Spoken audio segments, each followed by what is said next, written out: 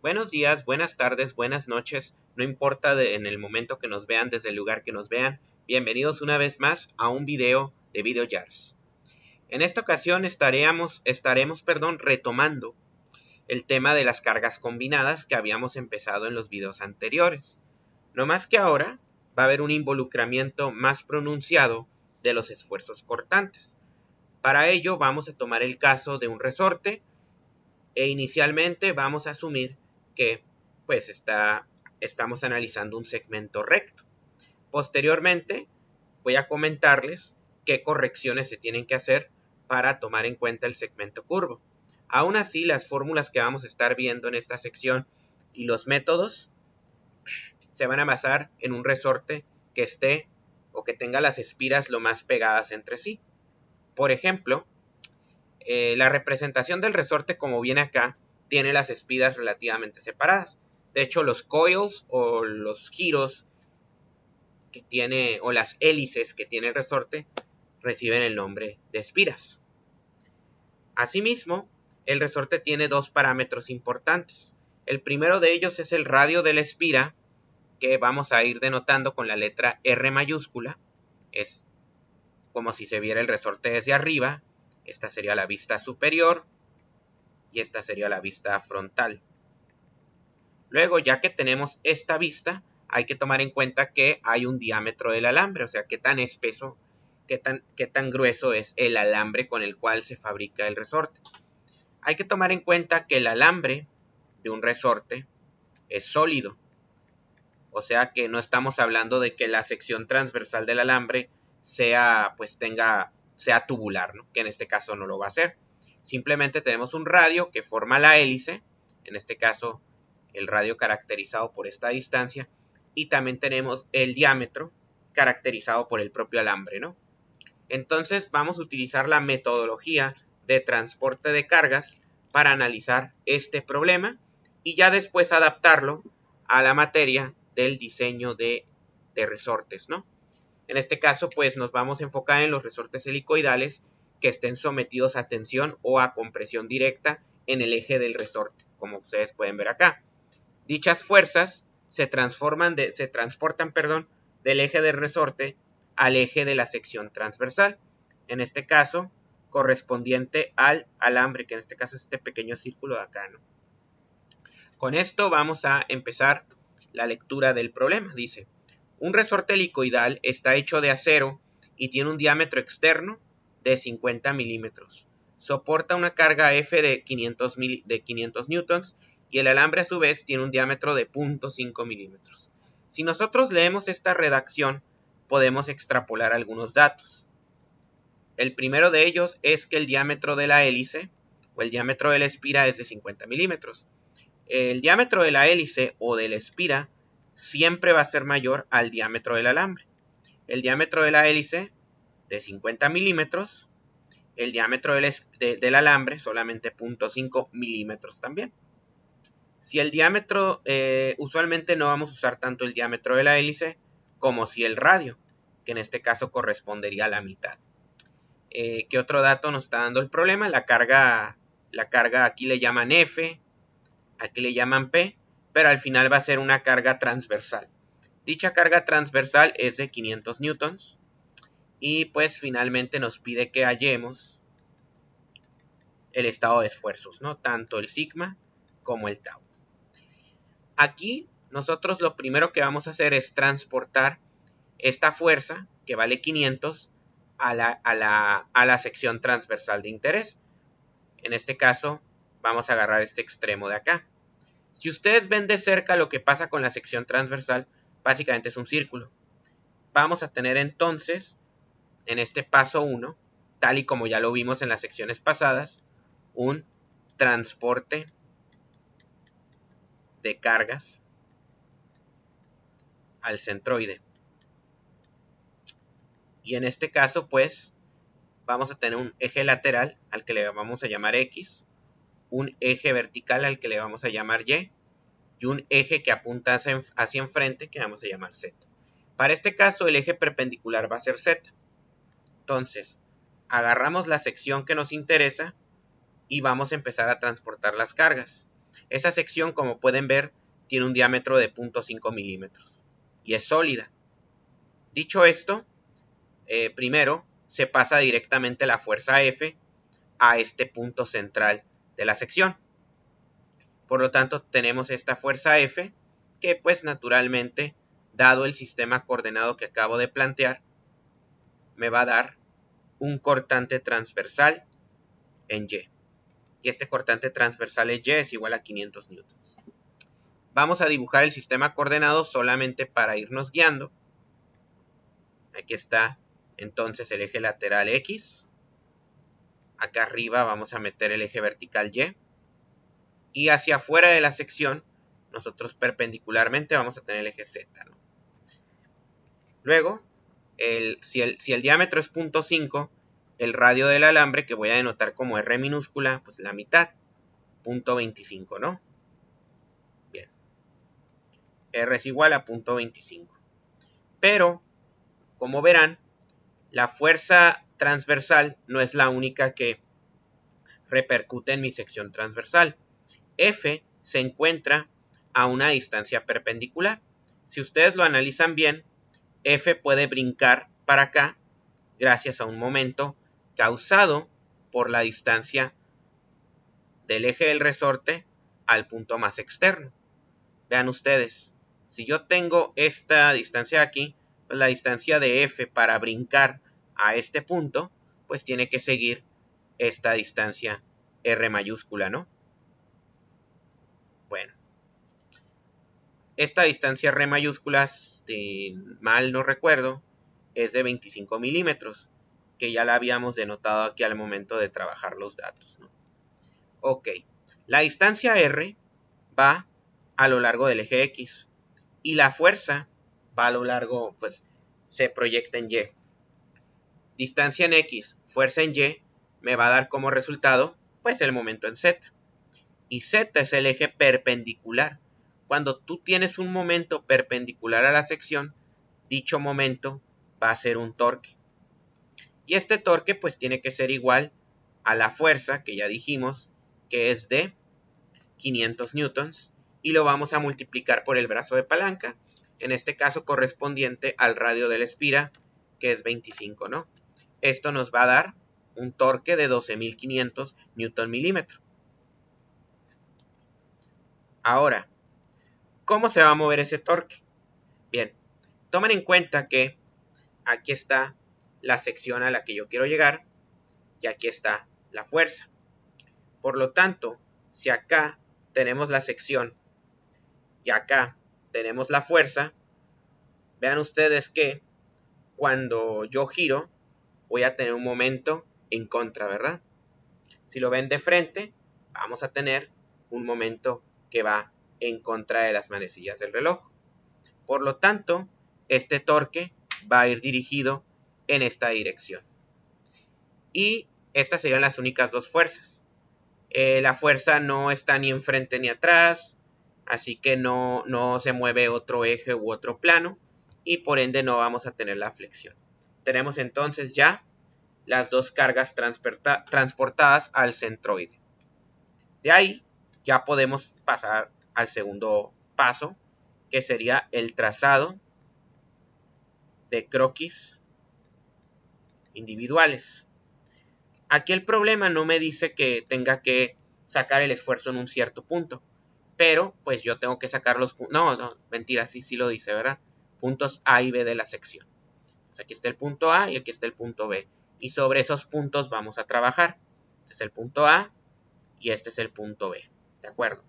Entonces, vamos a trazar el croquis y lo vamos a hacer para las dos cargas que me está dando el problema. En este caso, una va a ser para el cortante transversal y la otra va a ser para el torque o el par torsional. Bien. Vamos a heredar el sistema coordenado. No sé si se pueda copiar directamente. No. Bueno, ¿qué más da? Entonces aquí está X. Aquí está Y. Y hacia enfrente está Z, ¿no? Ok. Estos croquis o bosquejos me van a dar un entendimiento de cómo se distribuye dicho esfuerzo, sobre todo causado por las cargas que he transportado y en los puntos donde quiero hacer el análisis del problema. Bien, aquí de este lado yo tengo el punto A. De hecho, este mejor lo extiendo para que quede más derechito, ¿no? Se puede extender. Y pues de un lado tengo el punto A y del otro el punto B. Ahora, tenemos dos cargas. La primera de ellas, cortante transversal, de 500 newtons. Entonces aquí lo dibujamos y el croquis correspondiente al cortante transversal va a trazarse a partir del eje neutro.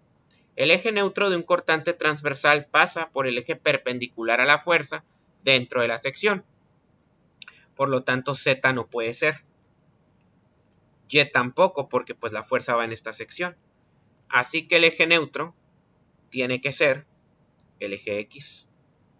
Ahora, a la altura del eje neutro, yo voy a tener el cortante transversal máximo. Y en los extremos, por donde pasa esa carga, voy a tener un cortante transversal igual a 0, ¿no? Entonces, vean ustedes que a la altura de A y B vamos a tener esfuerzos cortantes transversales máximos. ¿Qué signos denotan ese cortante transversal? Bueno, primero tenemos que adoptar el eje perpendicular a la sección, que en este caso es Z. Y la segunda letra sería la dirección que lleva el cortante. Porque el cortante, independientemente de donde me encuentre, va a seguir toda una dirección hacia abajo, ¿no? Entonces estas flechas van a estar ocasionando un cortante que va dirigido todo hacia abajo, ¿no? Y ahí tenemos pues el croquis del cortante transversal. Para el caso del par torsional, vean ustedes que este par va a tener un giro que va en contra de las manecillas del reloj. Por lo tanto, yo lo que tengo que ver es qué flecha me va a seguir ocasionando ese giro en contra. ¿Por qué? Porque ese par torsional es la suma de todos los esfuerzos torsionales dentro de la sección. Vean ustedes, esta flecha va para arriba o va para abajo en A. Pues tiene que ir para abajo para que cuando yo aplique la palanca con esta distancia de aquí, me genere un momento que va en contra de las manecillas. Naturalmente, pues en el punto B, yo voy a tener un esfuerzo que va para arriba.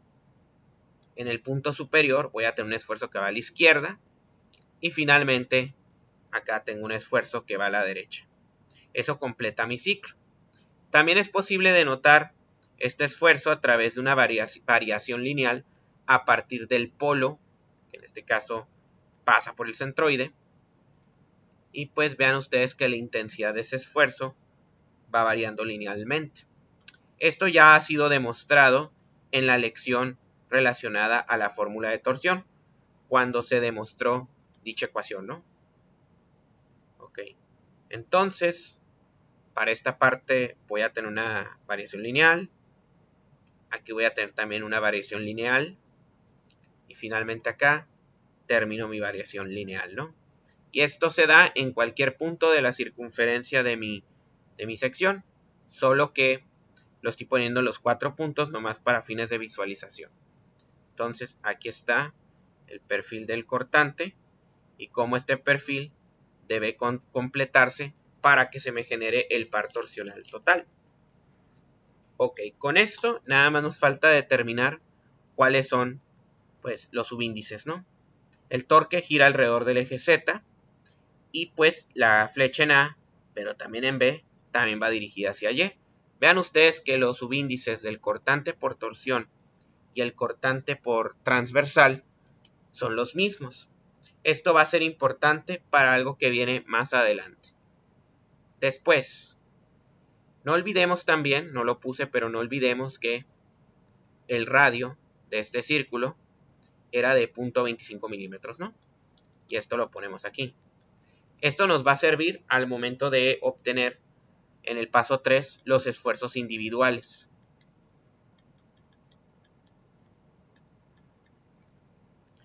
Y pues vamos a evaluar lo que está ocurriendo primero en el punto A. En el punto A yo tengo un cortante transversal máximo porque está a la altura del eje neutro, ya lo dijimos, tau ZY, ¿no? Con los subíndices correctos. Bueno, el caso del círculo hay una fórmula especial que nos va a ahorrar mucho tiempo, y esa es 4/3 de cortante transversal, en este caso es un cortante en Y, dividido entre el área de sección transversal. Esto lo voy a mover un poquito para acá, para que no se confunda con el signo igual. Y a partir de aquí ya nosotros podemos empezar a evaluar todo, ¿no? No es complicado, porque tenemos el cortante que es de 500 y 3 veces el área. El área de un círculo es pi por radio cuadrado, donde el radio es igual a 0.25. Voy a dejar la longitud en milímetros o el radio en milímetros, ya que si arriba tengo newtons y abajo tengo milímetros elevados al cuadrado, esto me va a quedar en megapascales. Para esto metemos en la calculadora dichos valores. 4 por 500 dividido entre 3 por pi por 0.25 elevado al cuadrado. Cerramos esto y vamos a ver que este esfuerzo es igual a 3.395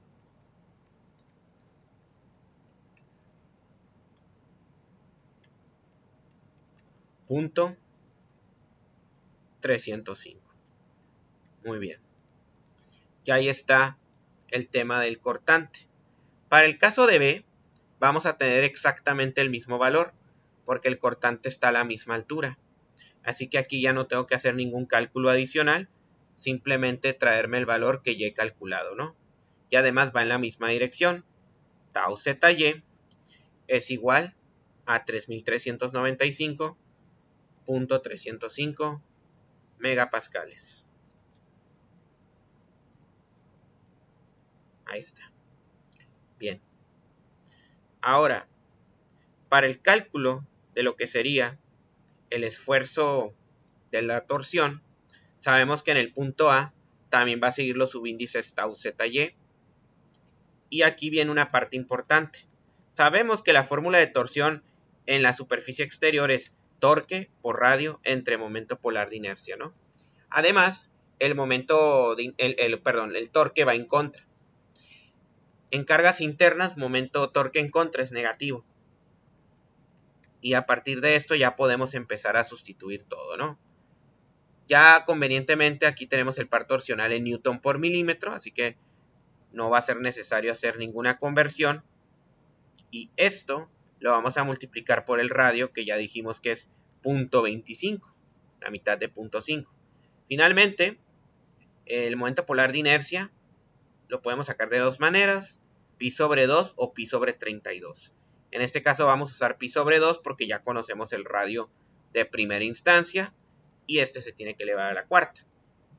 Con esto, nosotros vamos a terminar de evaluar tau ZY y pues aquí vamos a poner 12.500 por 0.25 entre, y mucho cuidado, pi entre 2 por radio a la cuarta.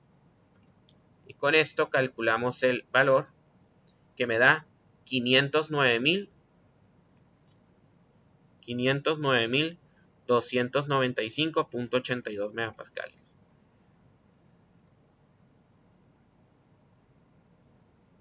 Ahí está. Y este es negativo porque va en contra. Lo mismo podemos decir del punto B, porque el punto B se encuentra a la misma distancia radial del centro, tenemos la misma sección transversal y es el mismo torque, ¿no?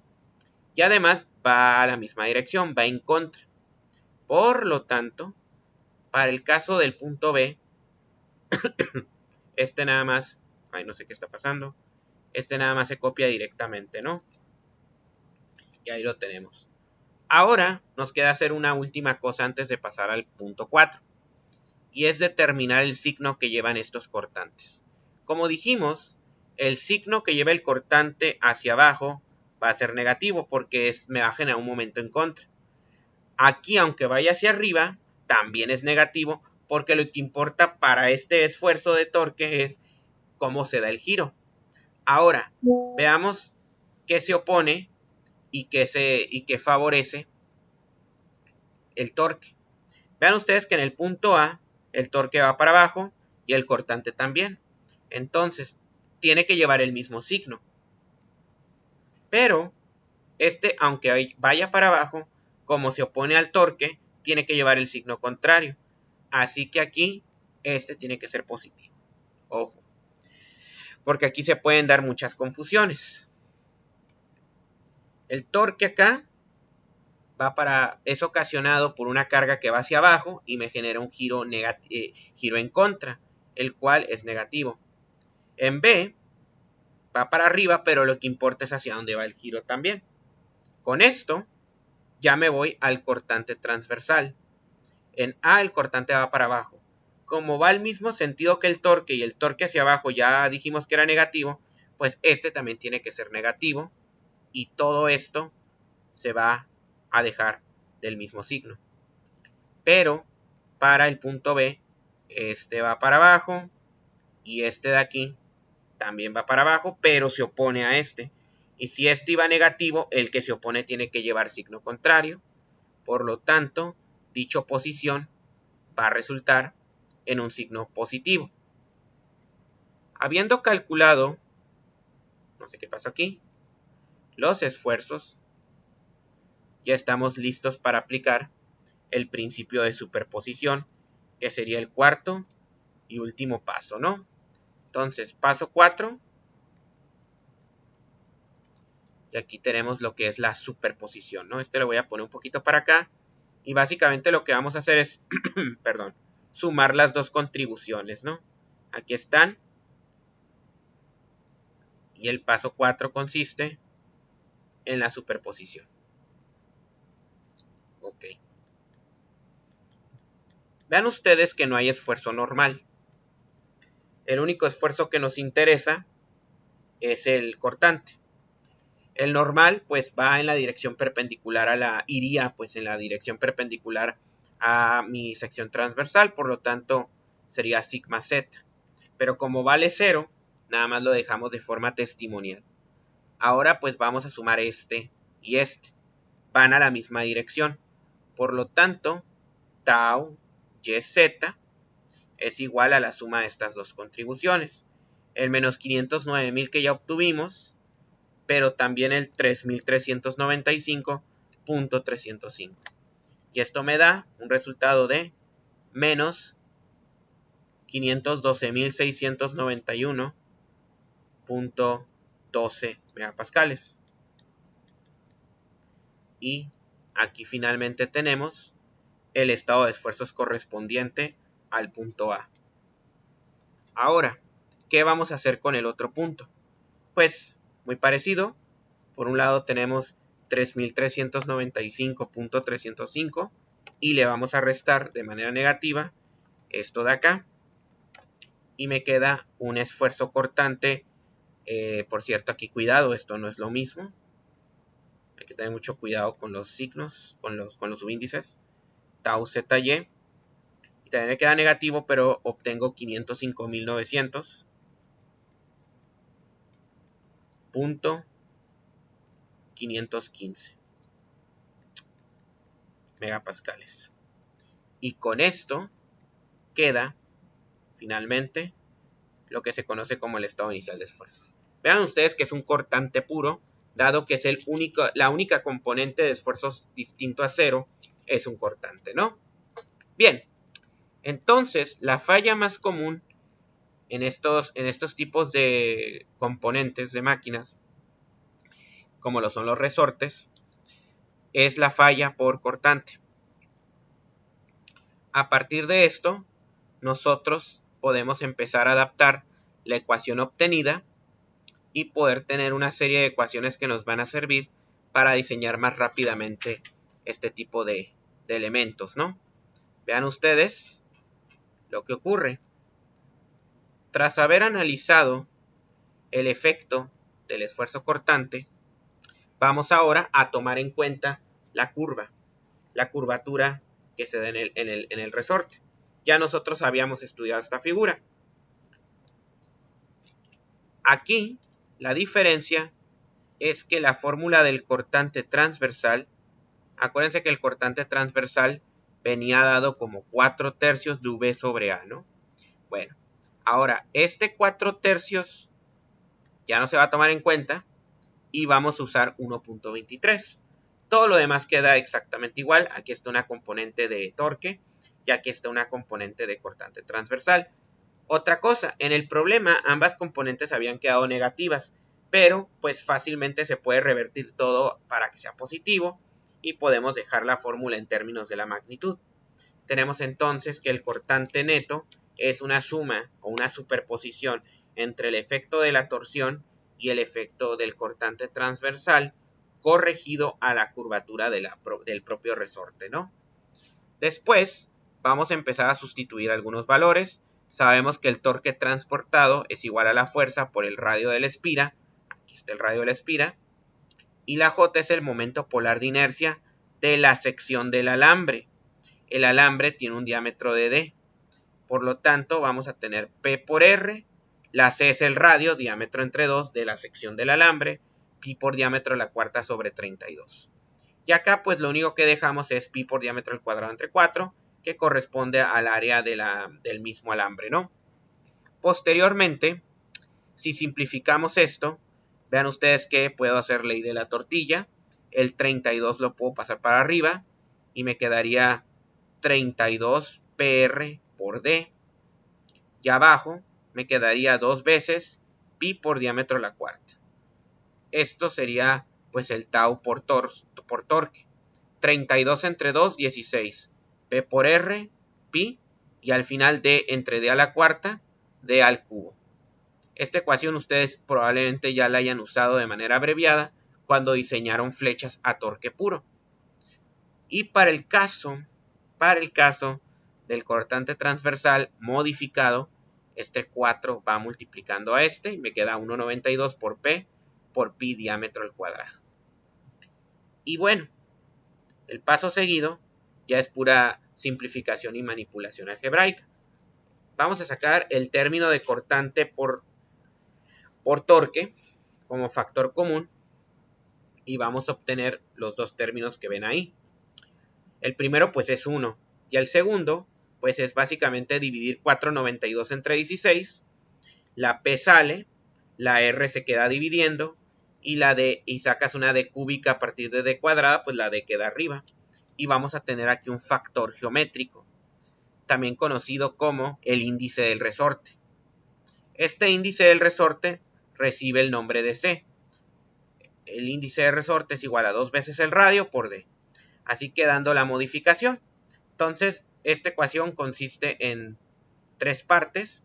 La primera de ellas, el factor de cortante, y el factor de cortante se calcula a partir del índice de resorte. Ecuación 1, ecuación 2, y finalmente aquí aplicamos la ecuación 3. Y con esto ya tenemos el modo de calcular de manera precisa y directa el esfuerzo en un resorte. Ojo, que esta ecuación solamente funciona para carga estática. Todavía no estamos diseñando cargas fluctuantes o de fatiga. Esto va a venir más adelante en el curso. Después, también nos interesa saber cuánto se va a bajar el resorte. Cuando ustedes estiran un resorte, lo que va a pasar es que pues este va a cambiar de longitud. La pregunta es ¿cuánto? Y para eso, nosotros vamos a calcular primero a partir de la torsión y después vamos a relacionar la torsión con la deflexión vertical. Esto es posible porque estamos analizando pequeñas deflexiones, todo en el rango lineal, y además estamos suponiendo que el ángulo alfa es lo suficientemente pequeño para que la separación entre espiras no juegue un factor que pues comprometa la linealidad del problema, ¿no? Bien, entonces, ¿cómo funciona esto? Primero, la zona esta que está pintada de color verde, imaginen que es una flecha que está sometida a torsión. En este caso, lo que se saca es la torsión de CD con respecto a B. El giro torsional, ustedes ya lo conocen, es básicamente TL sobre GJ. No más que aquí, DL lo estamos manejando como un elemento diferencial lineal. Y el torque que lo ocasiona, como ya saben, es la carga axial, más bien la carga que pasa por el eje del resorte multiplicado por el radio de la espira. Esta distancia R, no se olviden, la R mayúscula es la que va desde el eje del resorte hasta el centro del alambre. Ahí está, ¿no? Luego aquí nosotros vamos a tener, si tomamos en cuenta el alambre, ya también está R minúscula. Esa es la diferencia entre uno y otro. Y la relación que hay entre esos dos parámetros es lo que ya definimos como el índice del resorte, ¿no? Después, ahí está pues precisamente ese elemento diferencial de longitud. Todo lo demás queda exactamente igual. Vamos a suponer que el resorte es de sección transversal uniforme y de material también uniforme, ¿no? Entonces, ¿qué es lo que va a ocurrir? Ahora imaginemos que nos paramos en una sección transversal que se encuentra en E. Esta sección transversal se encuentra a 90 grados de donde nosotros analizamos nuestra sección. ¿Y esto qué tiene de importante? Se preguntarán. Bueno, primero que yo puedo experimentar un giro que va precisamente desde la sección AB hasta donde está E. Y ese giro básicamente es el giro torsional.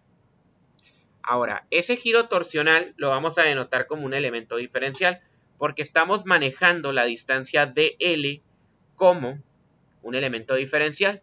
Obviamente esa distancia dl yo la voy a integrar a lo largo de todo el perfil helicoidal de mi resorte. Pero ahorita solamente nos estamos enfocando en dl porque es más fácil de visualizarlo. Con esto vamos a poder relacionar dφ con d delta. Porque, por un lado, vean ustedes, aquí estuvimos analizando una sección y aquí tenemos la otra. Obviamente, entre el punto inicial y entre el punto E, voy a tener una diferencia de giros. Y esa diferencia de giros yo la voy a denotar como dφ. Ahora imaginen que en vez de tomar el punto E, tomo el punto final del resorte. Todo ese giro que estoy contabilizando lo voy a multiplicar por el radio de la espira, y esto me va a dar finalmente la deflexión, ¿no? Entonces, dicho esto, yo puedo sacar el elemento diferencial de deflexión como la longitud de arco que hay entre el giro torsional obtenido del perfil inicial con respecto a él, y el radio de la misma espira. Este perfil de giro pues está dado por este elemento diferencial, y pues obviamente esto se puede simplificar a PR al cuadrado por elemento diferencial de longitud GJ. Y ahora sí, tras haber trabajado ese elemento diferencial, pues el elemento diferencial me va a dar un giro dφ, que multiplicado por R va a acumular una deflexión de delta. ¿Qué pasa ahora si yo integro todo eso a lo largo de todo el perímetro del resorte? Y asumiendo también que el resorte siempre va a tener sus espiras horizontales, yo sé que pues una espira va a medir 2pi por r, ¿verdad? Pero si tengo n espiras, el recorrido total va a ser 2pi por r por n, que es precisamente a lo largo del perfil del cual se va a integrar todo mi resorte. Como el elemento diferencial ya lo tengo formulado, aquí nada más meto la expresión y pues todo esto a lo largo del recorrido es igual. La P es igual, la R es igual, la G y la J ni se diga, ¿no? Entonces básicamente esta integral se convierte en una multiplicación donde yo saco la P, porque la P o la V o la F me afecta a todo el resorte sin ningún problema. La R es un radio de espira uniforme, material uniforme y sección transversal uniforme. Así que al final simplemente me queda esta integral de aquí, ¿no? Y esta integral es básicamente esta expresión ya multiplicada. Aplicando álgebra, tenemos esto de acá y luego metemos la teoría del momento polar de inercia y finalmente queda la simplificación. La deflexión total en un resorte debido a la aplicación de una carga P se puede obtener si conocemos el radio de la hélice, el número de espiras, el material y el diámetro del alambre. Y obviamente pues la carga aplicada. Esa sería entonces mi segunda ecuación de diseño. Con esto, y ahí está la suposición que ya les había comentado, ¿no? La separación axial entre espiras es despreciable y además las espiras las estamos tomando relativamente en posición horizontal, ¿no? Es decir, es un resorte cerrado entre sí. Por lo tanto, tenemos el resumen de las ecuaciones. Tenemos la ecuación de deflexión, pero también está la ecuación de cortante, que en este caso, para poderla trabajar de manera más cómoda, se maneja en 3 etapas. Esto nos va a permitir hacer un diseño de resortes basado en cargas estáticas, que para una primera aproximación, si no se excede el límite elástico, es más que suficiente, ¿no? Y para eso vamos a pasar al problema 35. Dicho problema nos dice que un resorte helicoidal de compresión se fabrica de un alambre de acero de .225 pulgadas con un diámetro externo de 1.575 pulgadas. El resorte tiene 25 espiras activas. Encuentre la carga estática que ocasionará un esfuerzo cortante de 50.000 psi. Encuentre asimismo la deflexión correspondiente. Para eso nos vamos a ir al cuaderno de notas y vamos a empezar a atacar este problema como solemos hacerlo. Vamos a identificar primero los datos del mismo problema. En este caso nos está diciendo que un resorte se fabrica de un alambre de acero. Si no nos dice nada, el acero yo puedo suponer que tiene un módulo de corte de 11.5 por 10 a la 6 psi, ¿no? De 5 parece 8. ¿Me disculpa? Bueno. Luego también nos están dando los dos diámetros.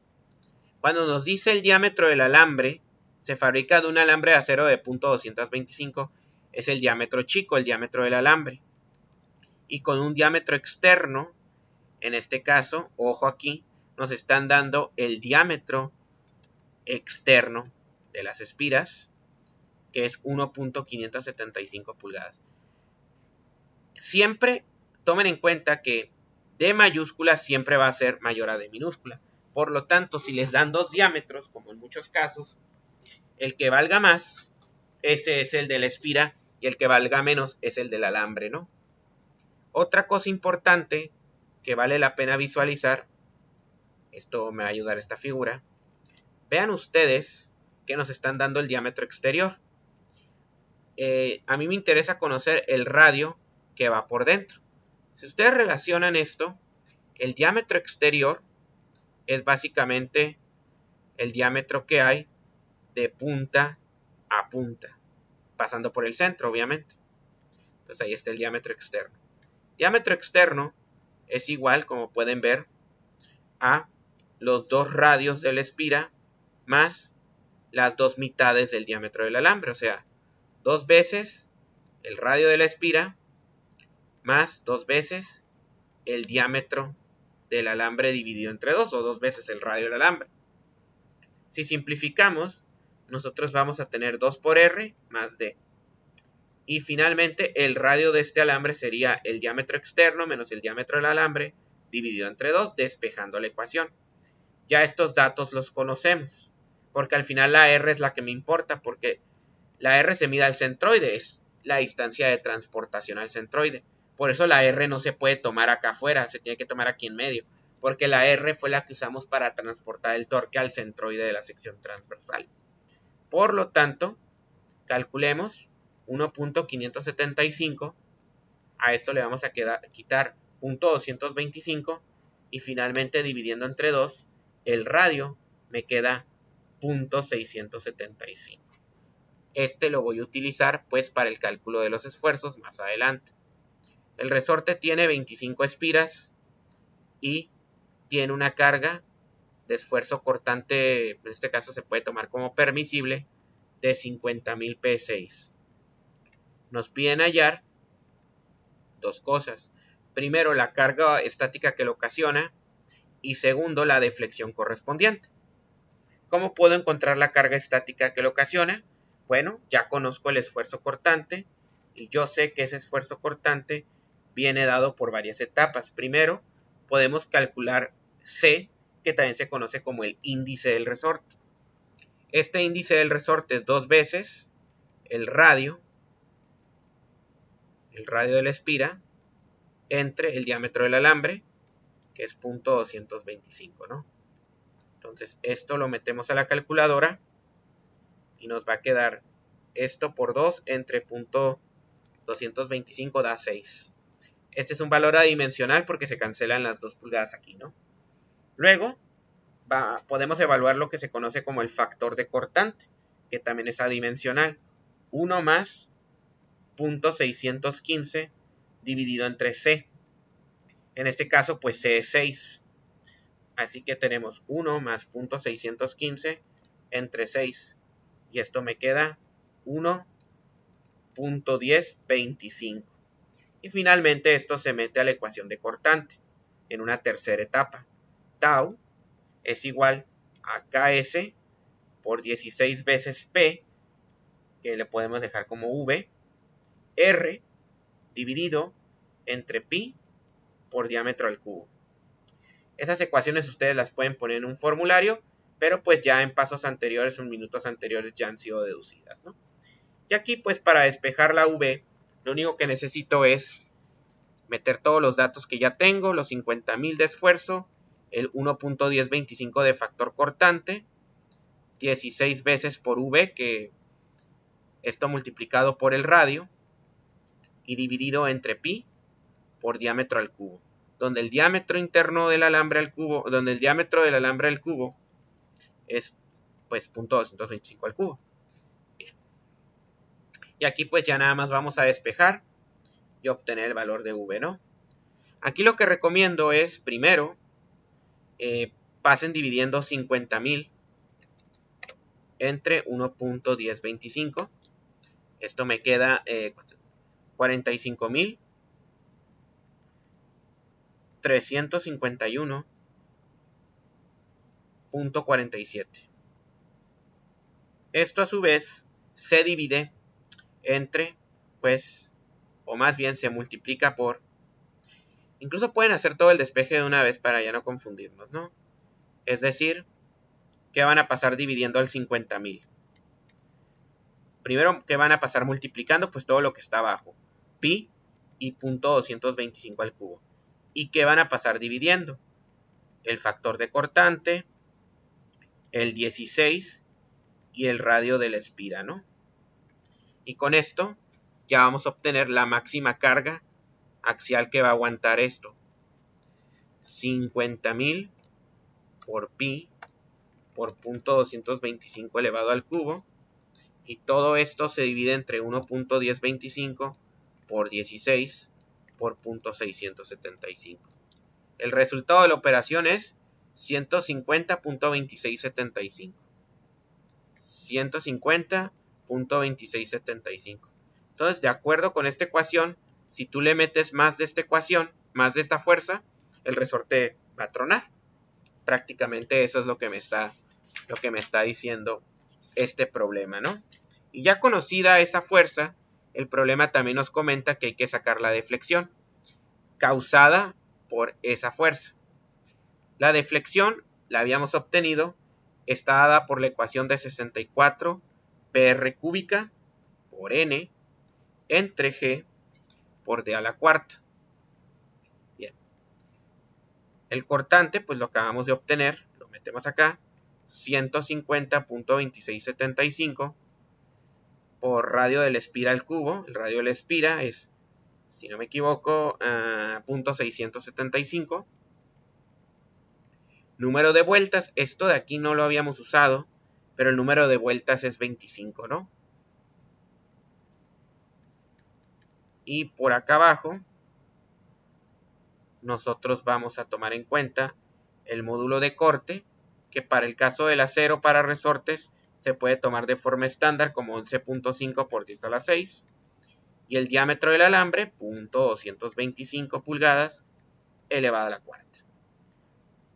Y ya, sacando todas estas operaciones, obtenemos la deflexión correspondiente. Esta fuerza la multiplicamos por 64, la multiplicamos por .675 al cubo y la multiplicamos por 25. Y todo eso se divide entre 11.5 por 10 a la 6 por 0.225 elevado a la cuarta. El resultado final de todo esto es una deflexión de aproximadamente 2.51 pulgadas, siendo esta la respuesta definitiva al problema. Entonces, a partir de un diseño dado, yo puedo conocer la carga y la deflexión del propio resorte, solamente a través de la teoría que ustedes ya conocen. Ahora, ¿qué tal si nos dan un diseño a resistencia, conocidos los diferentes materiales bajo los cuales se diseña un resorte? Hay materiales estandarizados para el resorte y vamos a irlos revisando uno por uno. Usualmente, en el mundo del diseño mecánico, existe una serie de números con los cuales se denominan los resortes de acero en base a una serie de diámetros estándar. Vean ustedes todos estos diámetros que se conocen a partir de la industria. Luego, teniendo esos diámetros estándar de alambre, se puede hacer pasar por diferentes tratamientos térmicos o diferentes composiciones. Aquí tenemos cuatro ejemplos. El primero de ellos es un acero estirado clase 1. El segundo es lo que se conoce como un alambre de piano. El tercero es un acero revenido en aceite. Y el último es un acero inoxidable. Esos son los 4 tipos de materiales más comunes. Y la propiedad del material que se enlista es lo que se conoce como el esfuerzo último. No solamente estos aceros alambres se pueden hacer de acero. El resorte también se puede trabajar con otros tipos de aleaciones. En este caso, aparte de la aleación al carbono, tenemos aleaciones al cromo vanadio y al cromo silicio, ¿no? Igual aquí tenemos unos valores estándar de diámetros que van desde 0.02 hasta la media pulgada, ¿no? Posteriormente, existen unos resortes especiales, usualmente para sujeción de piezas, como algunos elementos en flechas y para controlar el cierre de válvulas. En este caso, dichos aceros son aceros al carbono y existen de la clase 1 y de la clase 2, dados también diámetros especificados, es decir, ustedes no tienen que encontrar un diámetro, sino que usualmente el proveedor ya les da un valor estándar, ¿no? Y finalmente, para aleaciones que no son de carbono, aquí nosotros tenemos algunas aleaciones de cobre. Las dos más comunes son las aleaciones de bronce. El bronce, acuérdense que es una aleación de estaño y cobre.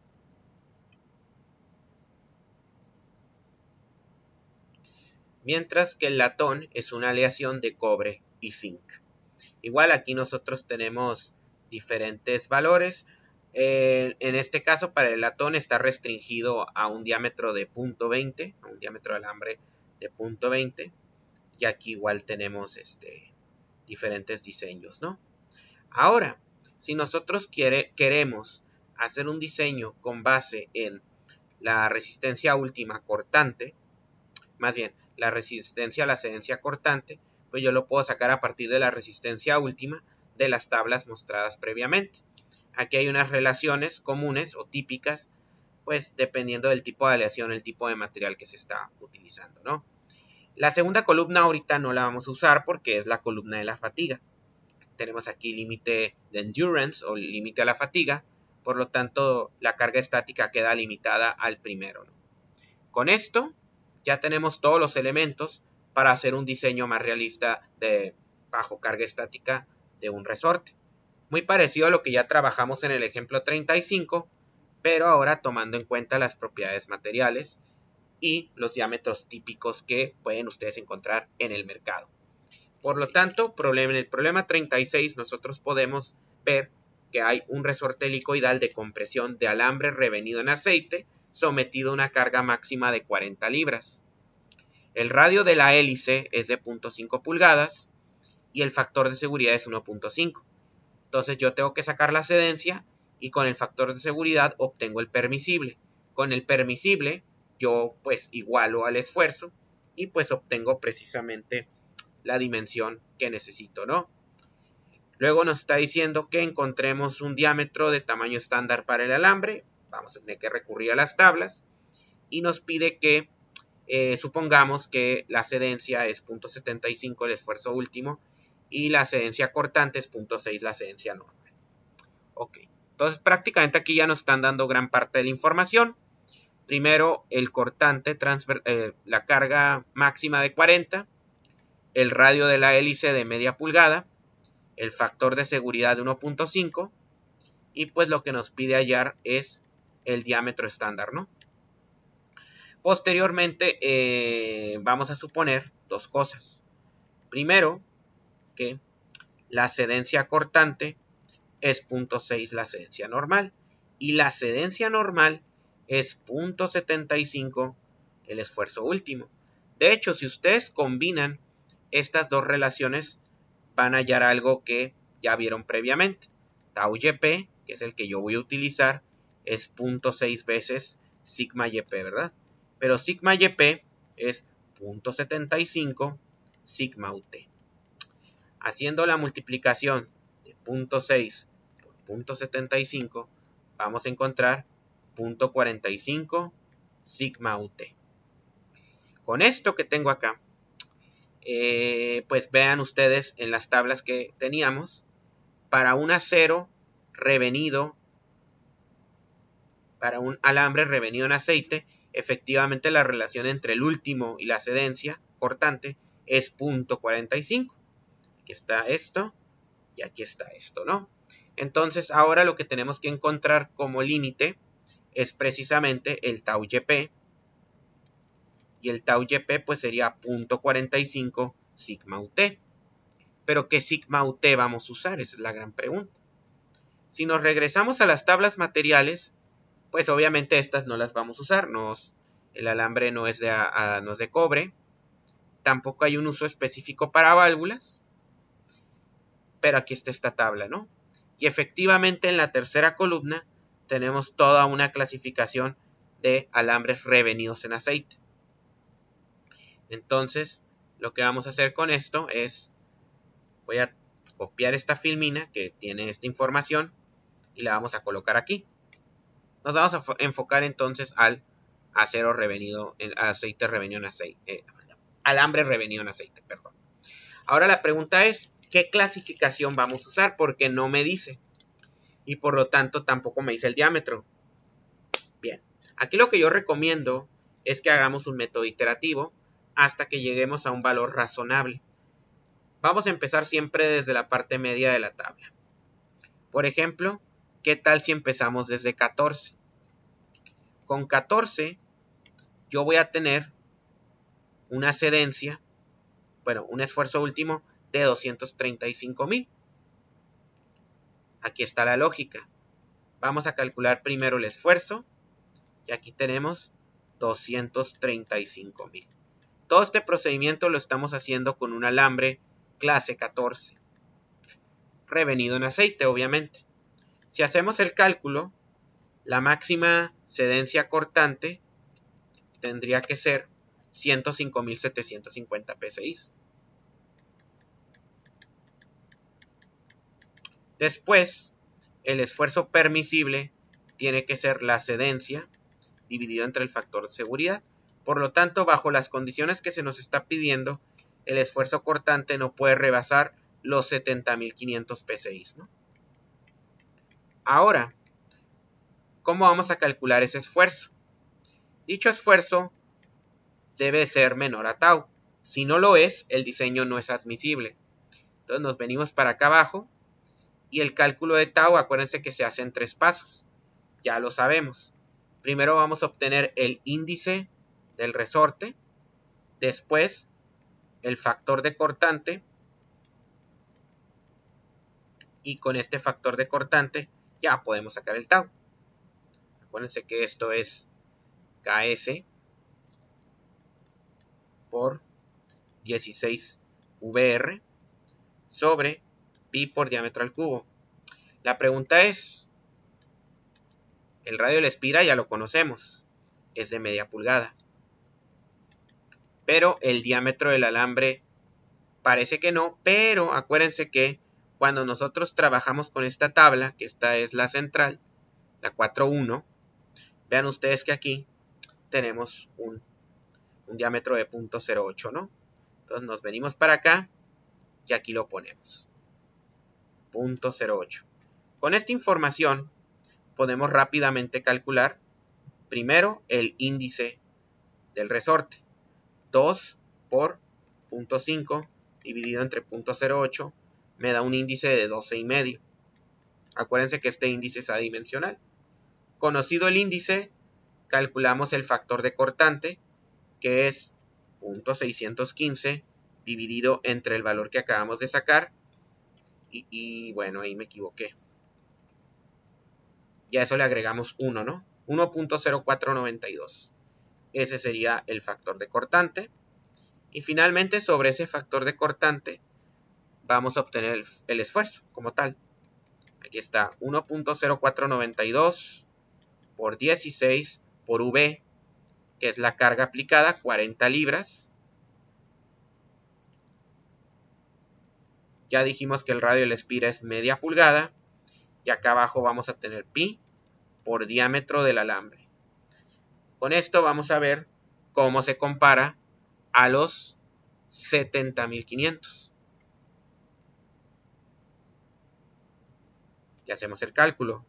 Esto por los 16 de la fórmula, por los 40 de la carga aplicada, por 0.5 del radio de la espira. Y todo eso se divide entre pi multiplicado por el diámetro del alambre al cubo. Esto nos da 208.731.7.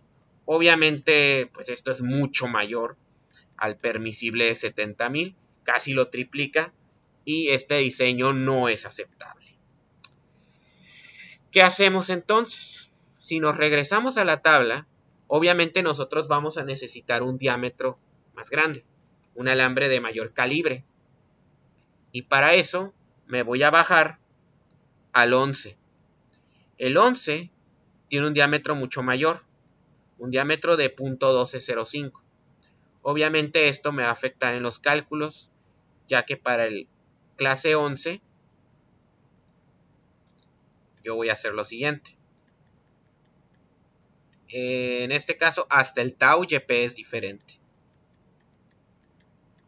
Porque si ustedes ven las tablas, van a ver que para el clase 11 el tau YP ya no es 230.000, es 220.000. Al parecer esto no es tan conveniente porque la resistencia también baja. Pero si la resistencia baja linealmente, acuérdense que el efecto del diámetro es cúbico. Así que en una de esas podemos tener un efecto seguro, incluso si baja un poco la propiedad del material, ¿no? 220.000 es el último, ¿no? Entonces aquí ponemos 220.000 y pues aquí hacemos un cálculo rapidito, ¿no? 0.45 entre no. Cosas que pasan, ¿no? 0.45 por 220.000. 99.000. Y luego este 99.000 P6 para sacar lo que sería el permisible, pues es la excedencia, dividirlo entre el factor de seguridad. Este no cambia, este sí sigue siendo 1.5, ¿no? Y esto termina quedando 66.000 P6. Bien, con esto calculado, ya pues hacemos lo mismo, no más que si bien la R sigue siendo de 0.5 porque eso está estipulado desde el enunciado del problema, el diámetro va a cambiar. El diámetro, como vemos aquí, es 0.1205. Aquí lo obtenemos, 0.1205, ¿no? Y pues el resto del procedimiento es igual. Recalculamos el índice del resorte, que es 2 veces por 0.5 entre 0.1205. Ahora el índice del resorte es aproximadamente 8.3, ¿no? Conocido ese índice del resorte, trabajamos el factor de cortante, que es básicamente lo recién obtenido, dividiendo a 0.615 y le sumamos 1. 1.0741 redondeado a 4 decimales. Y con esto vamos a obtener el esfuerzo cortante. Aquí para agilizar el proceso del video, vamos a hacer copy paste. Y aquí pues el factor, ya no sería esto, sería esto acá. Ok, nomás que quise... Ok, bien. Luego 16 veces V y R. Todos estos tres son iguales. El que va a ser diferente es el diámetro del alambre.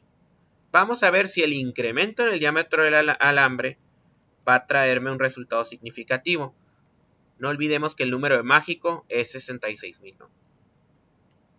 Entonces con esto obtenemos 1.0741 por 16 por 40 por 0.5 dividido entre pi por 0.1205 elevado al cubo.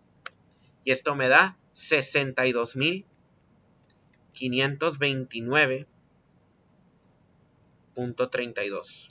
Como pueden ver, este ya es menor al permisible, porque el permisible, acuérdense que es 66. Es decir, que el diámetro de 0.1205 es válido, ¿no? Entonces vamos a requerir un alambre clase 11 con un diámetro de 0.1205. ¿Para qué? Para que cumpla todas las condiciones que me está dando el problema. Ustedes me van a preguntar, también puede surgir esa pregunta. Entonces, ¿eso significa que me puedo ir tan abajo como yo quiero? En teoría sí, pero acuérdense que también vamos a tener mayores costos. Y además también tengo las bajadas del material. Entonces, esos dos aspectos hay que tomarlos en cuenta. Ya les dejo a ustedes, por su lado, verificar si el alambre número 12 es satisfactorio para el diseño o no. Y bueno, pues eso sería todo por el día de hoy. Aprovechamos el tema de la combinación de cargas para introducir el diseño de un elemento de máquina fundamental que consiste básicamente en los resortes. Los resortes promueven usualmente sistemas de absorción de energía y también sistemas de sujeción. Y las ecuaciones que obtuvimos, ustedes podrán ver, fueron sorpresivamente sencillas, por eso quise abordar este tema. Entonces, si les gustó este video, no olviden darle like al mismo y compartirlo con sus amigos. Si no se han suscrito al canal, porfa, no olviden hacerlo. Y pues también no olviden darle clic a la campanita para estar al tanto de actualizaciones y nuevos contenidos que voy a estar manejando en los próximos días. Asimismo, no olviden darle un vistazo a las diferentes redes que giran en torno a este canal para ver contenidos exclusivos y contenidos suplementarios o adicionales a este canal. Si así lo desean, les puedo pasar la presentación y las tablas con las cuales me basé para hacer los problemas y los diseños de los engranes. Si no hay nada más que agregar, por mi parte sería todo. Hasta luego.